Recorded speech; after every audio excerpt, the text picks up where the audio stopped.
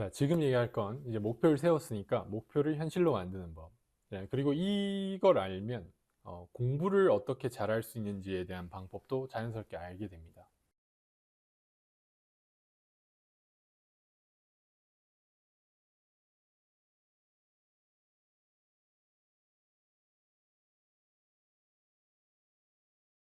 자, 바로 이어서 찍고 있는데, 자, 목표 세우는 법 했으니까 이제 목표를 어떻게 현실로 만드는가, 이제 그 얘기를 해봅시다. 목표를 현실로 만드는 법의 키는 딱 하나예요. 절제력이에요. 그러니까 이런 거죠. 내가 평상시에 지금까지 뭐 유튜브가 재밌고 막 넷플릭스가 재밌고 막 친구들이랑 카톡하는 게 재밌고 그런 인생을 보내다가 내가 어떤 거창한 목표를 세웠다고 해서 갑자기 이전에 하던 모든 것들이 재미없어지진 않는단 말이에요. 근데 물론 그런 사람도 봤어요. 진짜 엄청 각성을 한 사람들은 진짜 어떤 계기를 통해서 크게 각성하는 사람들은 이제 그게 눈에도 안 들어오게 되는 그런 케이스들도 있는데, 저도 뭐 많이는 아니지만 그런 경험 몇 번 있었고. 근데 뭐 그렇지 않는, 대부분의 경우에는 그렇지 않단 말이에요. 그럼 내가 이제 새로운 삶을 살겠다고 목표를 잡았을 때, 유튜브 보고 싶고, 막 이 드라마 보고 싶고, 막 스마트폰에 손이 가고, 막 당연히 그럴 거란 말이에요. 그래서 목표를 실현시키는 데 핵심은 그 유혹들로부터 나 자신을 컨트롤할 수 있는 능력입니다.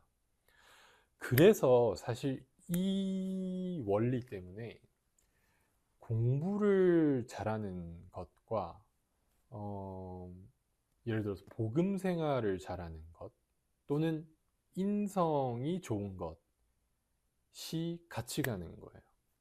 그러니까 제가 선교사 때부터 선교사 봉사를 하면서, 사실 왜냐하면 제가 선교사 때 얘기를 되게 많이 하는 게, 전 선교 사업 이전에 우리 교회 가정들이 어떻게 살아가는지의 모습을 되게 깊이 들어가서 이렇게 본 적이 없어요. 막 교회 회원들의 가정에 미국에서는 많이 초대돼서 갔었는데 이제 청소년 때 활동들을 하니까.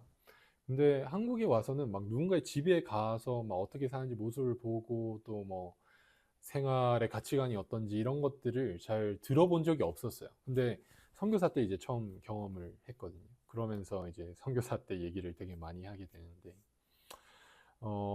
그때 제가 많이 들었던 이야기 중에 하나가 부모님들로부터 우리 아이가 공부는 못하지만 참 인성은 좋았으면 좋겠어요. 뭐 이런 얘기를 되게 많이 하더라고요.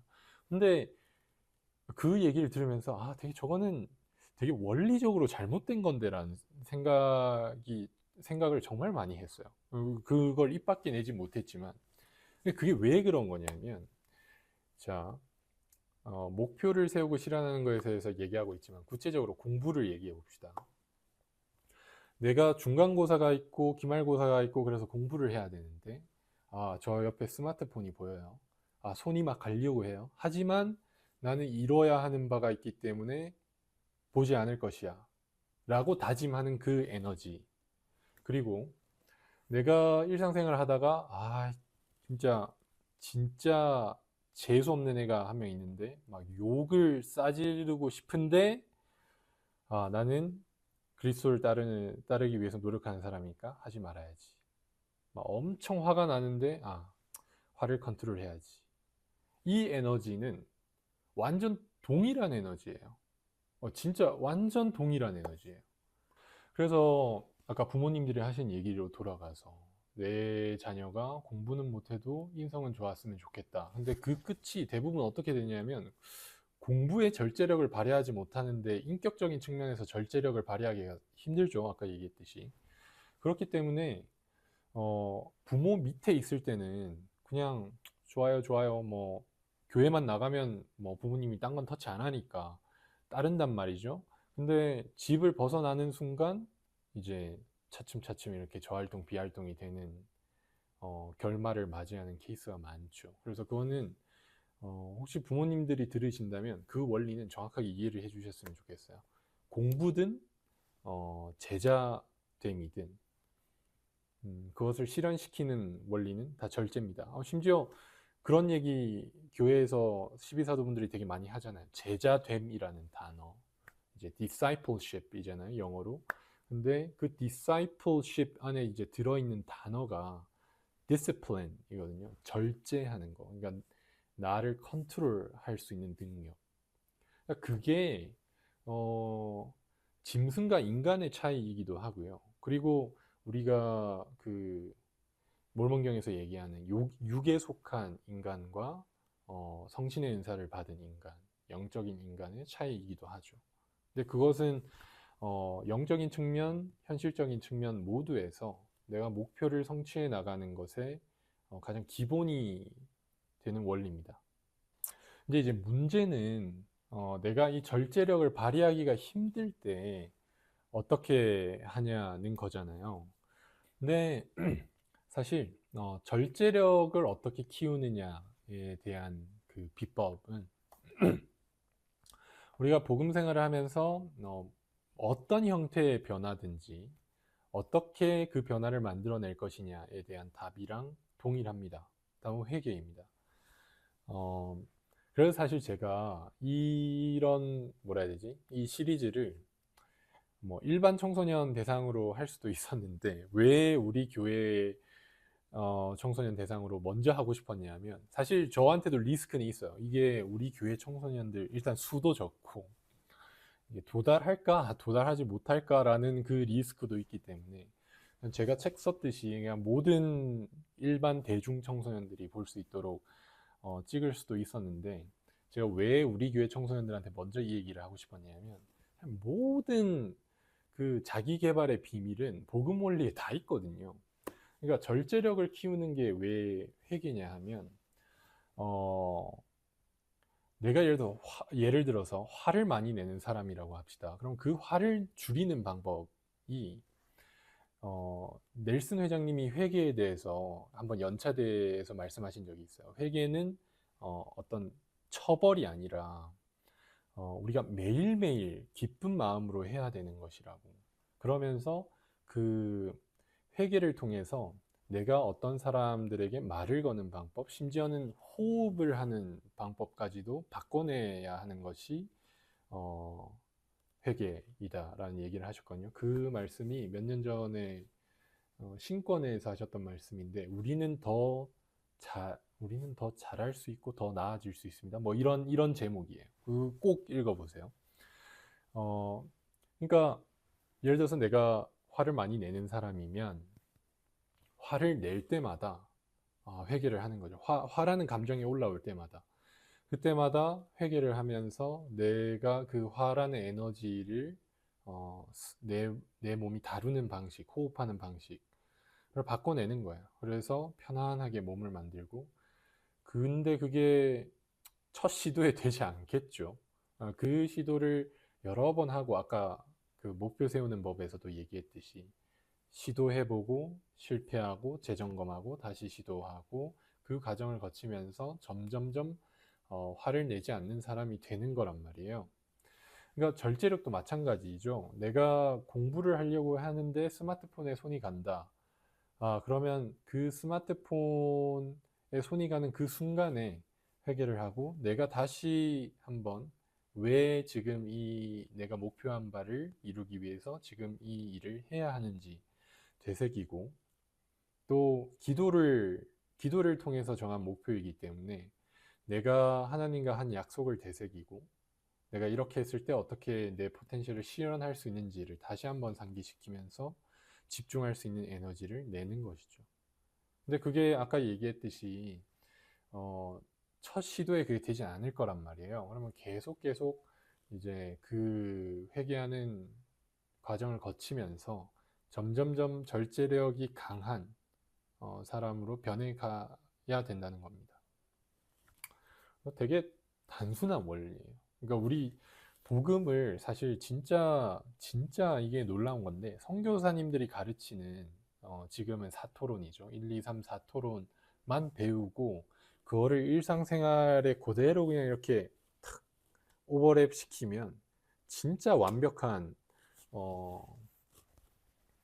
완벽하게 삶에 적용되는 원리들입니다.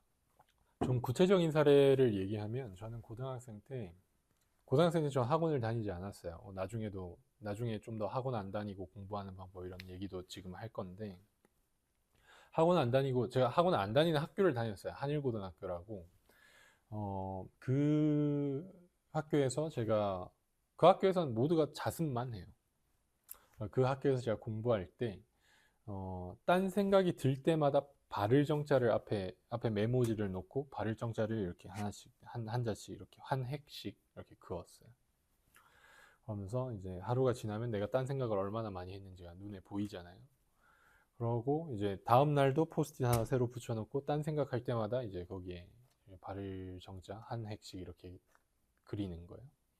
그러면서 이제 점차적으로 그 내가 딴 생각한 횟수를 줄여가야겠다라고 이제 의식을 하고 접근을 하는 거죠. 뭐 이 방법이 뭐 맞으니까 하라 뭐 이런 게 아니라 회계라는 원리 속에서 각자에게 맞는 방법을 찾으면 좋겠습니다. 그리고 여러분들이 한국에서 청소년 시기를 보내면서 공부, 학습을 하면서 배워야 하는 거, 얻어야 되는 게 있어요. 그게 뭐냐면 성적 잘 받는 거 아니에요. 시험 잘 보는 법 아니에요. 뭐 제가 교회 밖의 청소년들한테 얘기하면 한국은 무조건 시험을 잘 봐야 됩니다. 잘 외워야 됩니다. 뭐 이런 얘기를 하겠지만 우리의 최종 목표는 뭐 세상적으로만 성공하는 건 아니기 때문에 여러분들이 청소년 시기에 한국 교육에서 학습을 하면서 배워야 되는 건 뭐냐면 내가 어떤 일을 성취하기 위해서 얼마나 많은 노력을 투자해야 되는가에 대한 이해예요. 이제 구체적인 사례를 들면 이런 거죠. 내가 중간고사에서 수학시험을 100점 맞고 싶다. 그러면 그 수학시험을 100점 맞기 위해서 내가 얼마나 많은 노력을 투자해야 되는가를 경험을 통해서 배우는 거예요. 이게 왜 중요하냐면 여러분들의 일은 앞으로 챌린지의 연속일 거란 말이에요. 근데 많은 사람들이 성공하느냐 실패하느냐를 나뉘는 요소가 이제 끈기예요. 끈기. 그러니까 중도 포기해 버린다는 거죠. 실패하는 사람들은. 그게 왜 그런 거냐면 그 성취를 이루기 위해서 애초에 내가 얼마만큼의 노력을 투자해야 되는지에 대한 이해가 없었기 때문이거든요. 그러니까 사실은 그 목표를 이루기 위해서 요만큼의 노력을 했어야 되는데 그걸 모르기 때문에 한 이 정도 노력하고 아 이거 안 되는구나 하고 만단 말이죠. 그래서 사실 지금 제가 얘기하는 원리는 선교사 준비반에서 가르치는 거예요. BYU에 그 2학점짜리 선교사 준비반 종교 수업이 있는데 그 수업에서 선교사업을 시작하기 전에 무조건 어떠한 것이든 끝까지 성취하기 위해서 얼마만큼의 노력이 드는지를 경험하고 느끼고 와야 됩니다. 라고 가르쳐요. 그게 뭐 시험 성적이 됐든 뭐 돈을 버는 것이 됐든 뭐 피아노를 연습해서 한 곡을 완주하는 것이 됐든 그걸 배우고 와야 된다고요. 왜냐하면 제가 선교 사업 할 때도 진짜 뭐라 해야 되지? 그 답답했던 그 주장들이 뭐냐면 저희가 가서 그 선교사들한테 듣는 거예요. 선교사님들이 저희가 가서 막 가르치려고 했더니 싫다는데요? 그리고 저희 첫 토론, 이 토론 딱 좋았는데 세 번째 방문했는데 갑자기 뭐 연락도 안 받고 뭐 그러던데요. 그러면서 그냥 포기해버리는 게 전 너무 어이가 없었어요. 진짜 솔직히. 아니 그러면 다시 가보셔야죠. 다시 전화를 해야죠. 뭐 전화를 안 받으면 가서 뭐 쪽지라도 놓고 와야죠. 그러니까 그러니까 그게 홀랜드 장로님도 이거에 대해서 MTC에서 한번 그 말씀하셨을 때 진짜 호되게 얘기한 적이 있어요. 제발 좀 선교사님들 persistent 하십시오. 그러니까 좀 끈기 좀 가지라는 거예요. 그런 얘기를 진짜 세게 하신 적이 있어요. 그래서 근데 그게 꼭 선교사업뿐만 아니에요.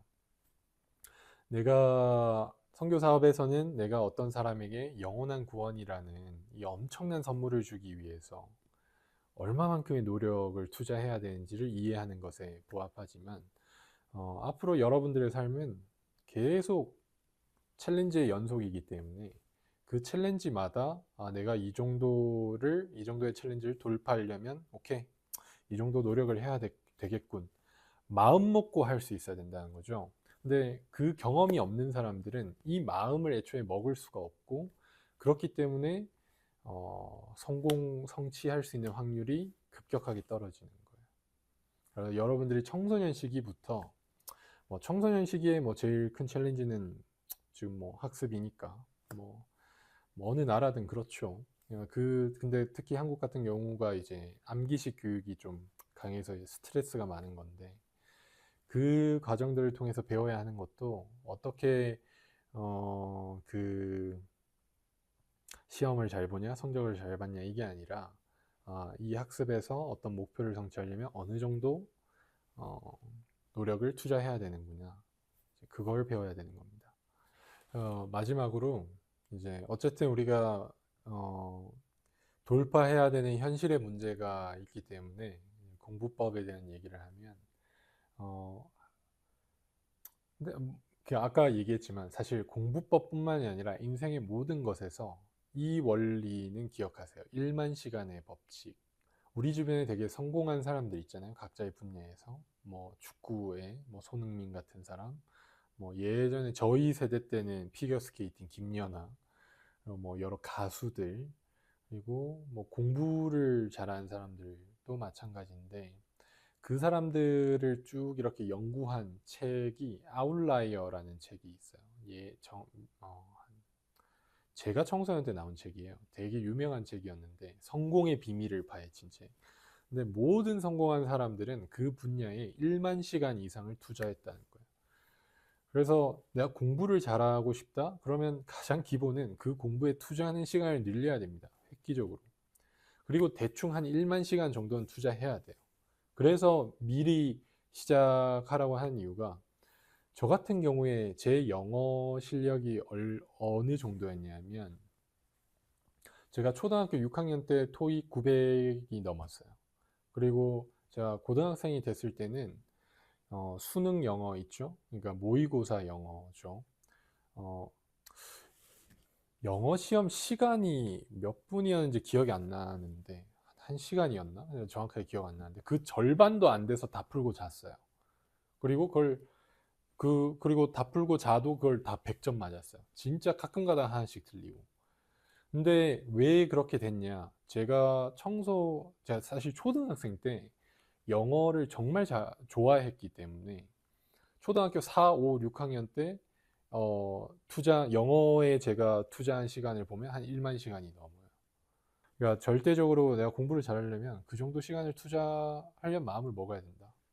그래서 중학교 때부터 시작하란 말이에요. 그리고 나중에도 마찬가지예요. 여러분들이 어떤 연애를 해서 어떤 사람의 마음을 얻으려고 해도 그 사람에게 투자하는 절대적인 시간이 중요한 거예요. 똑같이 선교 사업에서 어떤 사람에게 구원을 선물하고 싶어도 그 사람에게 투자하는 절대적인 시간이 중요한 거예요. 꼭 같이 보내는 시간뿐만이 아니라 샤워할 때도 그 사람을 생각하고, 샤워할 때도 내가 어떻게 얘기해야 이 사람이 복음을 좀 더 잘 이해할까, 막 그 고민들을 하고, 그렇게 투자되는 절대적인 시간이 성공을 좌지우지하는 겁니다. 1만 시간의 법칙은 원리고요. 이제 구체적인 방법. 진짜 한국 내신에서 성공하려면 그 수업 시간에 정신을 똑바로 차리고 선생님이 하는 모든 말을 교과서에 다 적어야 돼요. 진짜. 거기서 시험 문제가 나오니까요. 그리고 그걸 다 적고, 저 같은 경우에는 그걸 어떻게 했냐면, 일단 연필로 날려 썼어요. 왜냐면 말이 빠른 사람도 있잖아요. 연필로 다 이렇게 쓰고, 이제 그 수업이 마치고 나면 즉시 볼펜으로 이제 좀 예쁜 글씨로 그 위에 더 썼어요. 그리고 이제 볼펜이 마르면 이제 지우개로 지워가지고 딱 볼펜에 깔끔한 글씨만 남게 교과서에 하는 거죠. 그리고 이제 시험 기간 한 몇 달 전에는 목표가 뭐냐면, 시험 치기 전까지 나는 이 교과서 범위 안에 있는 내용을 처음부터 끝까지 10번 읽는다가 목표예요. 이게 세종대왕 학습법이라는 건데, 이런 얘기를 교회 청소년들한테 하게 될 줄이야. 근데 한국의 그 처절한 내신을 뚫으려면 이런 방법을 써야 돼요. 어, 세종대왕이 예전에 어떻게 공부를 했다고 알려지냐면 이제 책을 보고 한쪽 페이지를 쭉 읽어요. 그리고 탁 덮고 이제 그 페이지의 내용을 머릿속에 그리는 거예요. 이제 그거를 무한 반복했다는 거예요. 그러니까 저 그런 원리로 교과서를 선생님이 말해준 내용을 필기한 내용을 포함해서 교과서를 있는 그대로 진짜 처음부터 끝까지 10번을 읽습니다. 시험을 치기 전까지. 근데 모든 이제 중고등학교까지 가면 과목 수가 되게 늘어나잖아요. 그래서 모든 과목을 이렇게 할 수는 없어요. 그럼 뭐 심지어 이제 영어 같은 영어, 수학은 이제 이런 데 해당되는 게 아니고 이제 국어, 영어. 근데 영어도 내신 같은 경우에는 뭐 한국 내신 거의 다 외워서 푸는 거잖아요. 탐구 과목들 중에서 나한테 중요한 것들은 다 10번씩 읽는 거죠. 그렇게 10번을 읽으면 어떻게 되는지 알려줄게요. 시험 때 딱 어떤 문제를 보잖아요. 그러면 이제 뭐 1, 2, 3, 4, 5 뭐 이렇게 답안이 있을 거 아니에요. 그 답안 중에 답이 교과서 어떤 파트에 그 페이지 안에서 어떤 부분에 있었는지가 기억이 나요. 네. 그 정도로 미친 듯이 공부를 해야 한국에서는 그렇죠. 뭐 전과목 만점 정도를 하죠. 이제 근데 모든 사람이 전과목 만점이 목표는 아닐 것이기 때문에 내가 목표하는 바에 따라서 이제 그 강도 조절은 하면 되겠고요. 그리고 이제 학원을 못 다니는 경우에 어떻게 공부를 할 것이냐.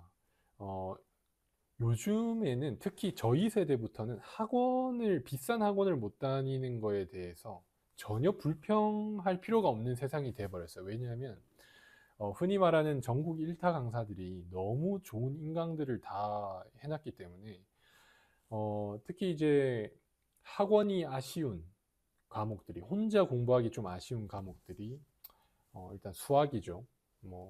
그 다음에 뭐 사람에 따라서는 국어, 영어도 좀 아쉬울 수도 있는데 뭐 탐구 과목도 포함될 수도 있고요. 저 같은 경우에는 유일하게 수학만 조금 누군가의 어떤 지도를 좀 받았으면 좋겠다 뭐 이런 게 있었거든요. 근데 뭐 제가 다니던 한일고등학교가 뭐 학원을 다닐 수 있는 애초에 상황이 아니기 그 환경이 아니기 때문에 그 당시에는 이투스의 신승범이라는 사람의 강의를 제가 들었어요. 근데 요즘 너무 잘 돼 있어서 그냥 단순히 영상 보는 게 아니라 교과서 보내주고 그 교과서에도 아주 차근차근하게 공부할 수 있게끔 다 시스템이 돼 있거든요. 그 시스템 따라서 했을 때 저는 전혀 부족함이 없었어요. 지금은 그 인강을 통해서 일타 강사들이 돈을 버는 추세가 더 강해졌으면 강해졌지 그때보다 약하지 않기 때문에 경쟁도 훨씬 더 심해졌고요. 그래서 전혀 비싼 학원을 못 다닌다는 그런 아쉬움 느끼지 말고 일타 강사들 수업 들으면 될 것 같습니다. 뭐 인강 고를 때도 요즘에 다 뭐 튜토리얼 영상 같은 거 다 올려놓거든요.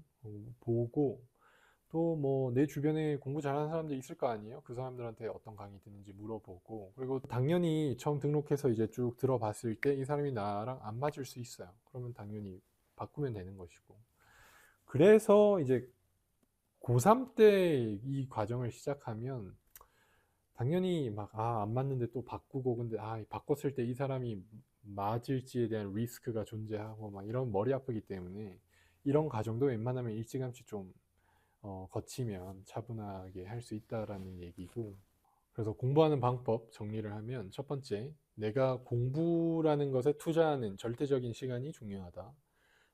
두 번째 수업 시간에 정신을 바짝 차리고 선생님이 하는 모든 말씀을 기록해라. 그리고 내가 기록을 못했다면 공부 잘하는 애들한테 부탁해서 혹시 필기 좀 뺏겨도 되냐고 물어보세요. 안 보여주면 뭐 걔네들이 속이 좁은 애들인 거고 그냥 그렇게 살라 하고 너무 기분 나빠하지 마시고요. 이제 세 번째는 필기 내용 포함해서 교과서를 10번 읽는다. 만점이 목표라면. 그리고 이제 네 번째는 뭔가 혼자 힘으로 해결되지 않는 것은 인강으로 해결한다.